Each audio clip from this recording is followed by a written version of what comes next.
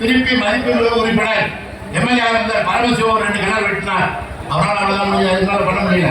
திருப்பி 96 திமுக ஆட்சி வந்தது.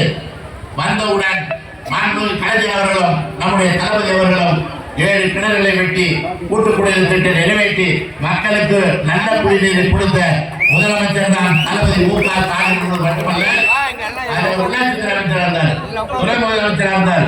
ராஜா சொல்லுவாங்க துணை முதலமைச்சராக இருந்தார். அப்படி துணை முதலமைச்சராக இருக்கின்ற போது செஞ்சியில வந்து இருந்தார் டிவியில. நான் அப்ப சொன்னேன், வனப்பகுதி இருக்கிறது லாலாப்பேட்டை மணலூர்பேட்டை. அப்ப வந்து கரண்ட் வந்து பாரஸ்ட்ல வருது, வனத்துறை தமிழக மாநிலத்துல மரம் செடி கொடி இடத்துல வருது. அப்ப மழையும் புயலும் அடிச்சாக்க லைன் கிராஸ் ஆகி இன்சுலேட்டர் வெடிச்சு போகுது. அப்ப கரண்ட் டிம்ஸ் போல வரும். அப்ப தண்ணீர் வந்து தண்ணி கொடுக்க முடியல, மோட்டார் ஓட்ட முடியல அப்படின்னு சொன்னார். அது என்ன பண்ணலாம்னு கேட்டார். செப்பரேட் ஃபீடர் லைன் அமைத்து கொடுத்தால் சின்னசால மக்களுக்கு தங்கு தானே என்று தண்ணீர் கொடுக்கப்படும் சொன்னவுடன் அன்றைக்கே உத்தரவு போட்டு ஜெனரேட்டரும் கொடுத்தார். செப்பரேட் ஃபீடர் லைனும் கொடுத்தார், ஜெனரேட்டரும் கொடுத்தார் சின்னசாலத்துக்கு. இது வட்டமாகவில்லை, தாலுக்கா ஆகவில்லை.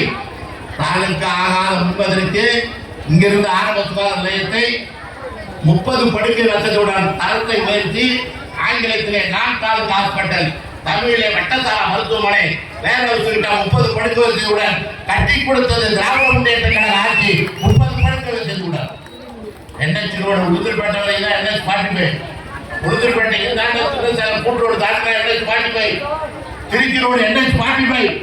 டிஜி வெங்கட்ராமன் மத்திய அமைச்சர், நெடுஞ்சாலைத்துறை அமைச்சர் டாக்டர் பொன்முடி அவருடன் கோரிக்கை வைத்தது. நான் உளுந்தூர்பேட்டையிலிருந்து நம்முடைய சின்ன சேலம் இந்த கூட்டரோடு வரை NH 45 ரோடு சாலை தார் சாலை அகலப்படுத்தியது திராவிட முன்னேற்ற கழக ஆட்சி.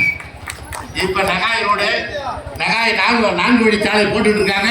இப்போ ஒப்படைச்சிட்டாங்க. இதே சின்ன சேலத்துக்கு அகலமான பாதை உருவாக்கி இருபுறமும் கழிவு நீர் வாய்க்காலை அமைத்து தடுப்பு சோறு கொடுப்பதற்கும் நாளைக்கு மானிய கோரிக்கை பொதுப்படை நெடுஞ்சாலைத்துறை அமைச்சர் அவர்கள் அறிவித்திருக்கிறார். இதுதான் எங்கள் கழக ஆட்சியில் செய்த சாதனை. செய்து கொண்டே இருக்கிறோம். இங்கே ஒரு சின்ன ஹாஸ்பிட்டல் இருந்தது, அந்த ஹாஸ்பிட்டல் மாதிரி யூனியன் ஆட்சி எம்எல்ஏ பக்கத்தில் அந்த கட்டடத்தை கட்டி கொடுத்திருக்கிறோம். கூட்டு குடிநீர் திட்டம் காட்சி நகரில் 9வது 10வது வார்டுக்கு தண்ணீர் நல்ல தண்ணீர் அங்கே போகாத சூழ்நிலை சுட்டி காட்டி 4 தடவை சட்டசபையில் பேசி 1 லட்சம் கொள்ளளவு கொண்ட மேலில் நீர்த்தேக்க தொட்டி காந்தி நகருக்கு அந்த நல்ல குடிநீர் கொடுப்பதற்கு உருவாக்கப்பட்டது திராவிட முன்னேற்ற கழக ஆட்சி. அதே போல அந்த இடங்களுக்கு அந்த இடங்களுக்கெல்லாம் காந்தி நகர் மைதானத்தில் 49 லட்சம் ரூபாய் மதிப்பீட்டில் அகலமான அந்த மைதானம் பூரா தார் சாலை போடப்பட்டது. நீ 10 வருஷத்துல போடுறது நாங்கள் வேணாம், அந்த 4 வருஷத்துல எல்லாம் செஞ்சிருப்போம். நான் சொன்னதெல்லாம் படிப்படியா செய்து கொண்டிருக்கிற நிகழ்வுகள். சுருக்கமாக சொல்ல விரும்புகின்றேன்.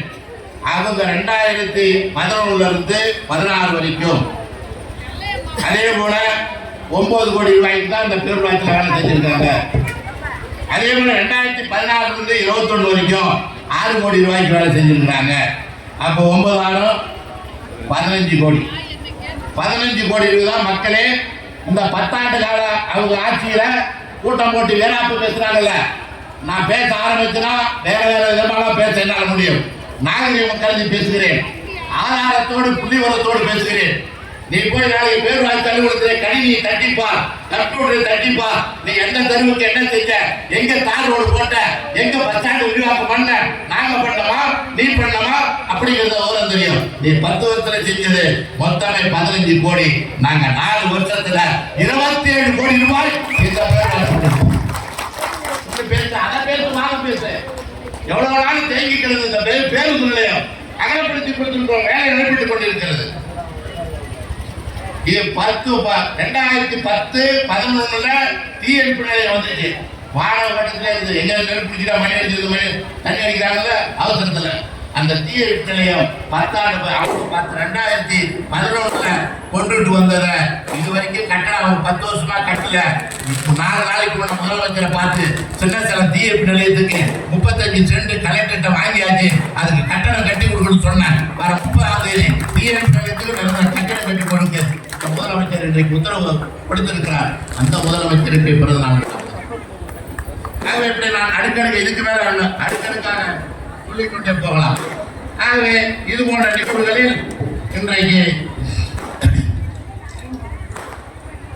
பொதுவா திராவிட மாடல் ஆட்சி என்று சொன்னால் எல்லோருக்கும் எல்லாம் கிடைக்க வேண்டியிருந்ததுதான். ஆன்மீகமும் திராவிடமும் கலந்ததுதான் திராவிட மாடல் ஆட்சி.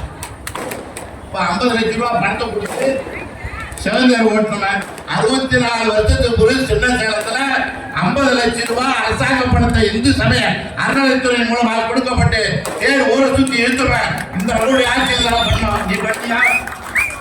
இப்ப பெருமாள் கோயிலுக்கு 45 கோடி ரூபாய் 45 லட்சம் ரூபாய் இப்போது திட்டம் தீட்டப்பட்டிருக்கிறது. இந்த அவையத்தில் இப்போ ஒதுக்க போறோம். பெருமாள் கோயில் சாமி குளத்து சிவந்தர் ஓட்டியர் இது போன்ற நிகழ்வுகளை உருவாக்கி தந்திருக்கிறோம். தாலுகா உருவாக்கிட்டாவே நீதிமன்றம் கொடுக்கப்பட வேண்டும். ஏன்னா தாலுகா உருவாக்கின நீதிமன்றத்தை கொண்டாடல சார்பு நீதிமன்றம். நாங்க போன வருஷமே சார்பு நீதிமன்றம் சின்ன சேலத்துக்கு கொடுத்துருமே நீதிமன்றம். இது கொடுத்தியா? இது போன்ற அதே போல உழவர் சந்தையும் சிறப்பான முறையில் நடைபெறுவதற்கு பல வாய்ப்புகள் உருவாக்கப்பட்டிருக்கிறது என்பதை மகிழ்ச்சியாக இந்த நேரத்தில் நான் தெரிவித்துக் கொள்ள விரும்புகின்றேன். ஆகவே ஒவ்வொரு நிகழ்வையும் இப்படி நான் அடுக்கடுக்காக சொல்லிக் கொண்டே போகலாம். ஆனால் என்ன பேசலாம்? உதயசூரியன் வந்தா ஒண்ணும் தெரியல, உதயசூரியன் வந்தா ஒண்ணும் பண்ணல. ஏன்னா ஒரு தொகுதி விட்டு இன்னொரு தொகுதிக்கு எம்எல்ஏ எவ்வளவு பேசுறீங்க? உங்க மைக் கிடைக்கிட்டா என்ன வேணாலும் பேசுறீங்களா? எங்களுக்கு பேச தெரியும். நாகரிகம் கருதி நாங்கள் செய்த சாதனைகளை மட்டும் சொல்லிக் கொண்டிருக்கிறேன். நாகரிகம் கருதி